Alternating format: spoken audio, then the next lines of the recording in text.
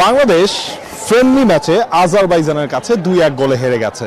তবে বাংলাদেশের এই খেলাটাও নিঃসন্দেহে মন জয় করেছে ইউরোপিয়ান একটা দলের সাথে বাংলাদেশ যেভাবে খেললো সে ভাবটা নিয়ে। এবং আমাদের সাথে আছেন মারিয়া মান্দা। মারিয়া অসাধারণ একটা গোল করেছেন এবং ন্যাশনাল টিমের হয়ে এটাই আপনার প্রথম গোল যদি আমি ভুল না করি। মুহূর্তটা কেমন ছিল? খুব ভালো লাগছে যে প্রথম গোলটা দিতে পারছি।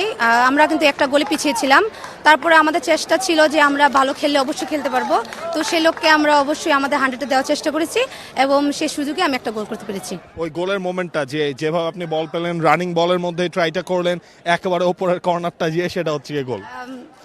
কর্নার কিকে বল আসার পরে আমি যখন শুট করলাম তো আমি ভাবলাম যে এটা আউট হয়ে যাবে, কিন্তু ওই মুহূর্তে কর্নারে গোল হয়ে গেছে।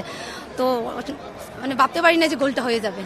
মানে দুইটা টিমে আসলে র্যাঙ্কিং এ বাংলাদেশের থেকে অনেকটা এগিয়ে ছিল।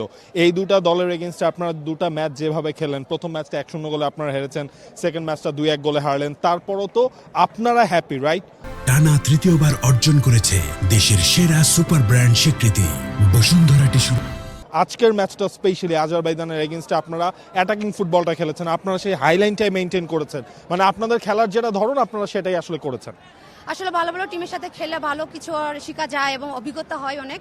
তো আমাদের থেকে অনেক র্যাঙ্কিংয়ে এগিয়ে ছিল আজারবাইজান। তো আমাদের লক্ষ্য ছিল যে ভালো টিমের সাথে খেললে আমাদের অনেকটা ভুলগুলো আমরা ধরতে পারবো এবং আমরা আমাদের চেষ্টাটা আমরা চালিয়ে যাব এবং অনেক কিছু শিখতে পারবো বা খেলতে পারবো। তো সেইভাবে আমরা আসলে চেষ্টা করেছি। অস্ট্রেলিয়ায় বাংলাদেশ এশিয়ান কাপ খেলবে, বলতে গেলে 3 মাস সময় মাত্র আসলে বাকি আছে। কিছুটা কি টেনশন হয়? তা তো অবশ্যই, কারণ আমরা তো এর আগেও এরকম কোয়ালিফাই করিনি, তো আমরা এই প্রথমবারই আমরা কোয়ালিফাই করেছি। তো আমরা প্রত্যেকটা মুহূর্তে আসলে ওইটা নিয়ে চিন্তা করি আর এটার জন্য প্রিপারেশন নিচ্ছি যে আমরা ফ্রেন্ডলি ম্যাচগুলো খেলছি। তো আসলে খুব excited.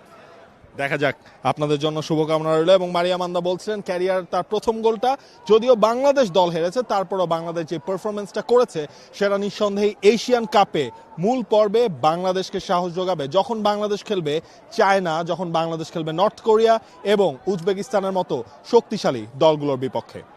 For more updates, subscribe to our YouTube channel and click on the bell icon. Follow us on Facebook and Instagram. Download T-Sports app to enjoy exciting games and highlights. Visit tsports.com.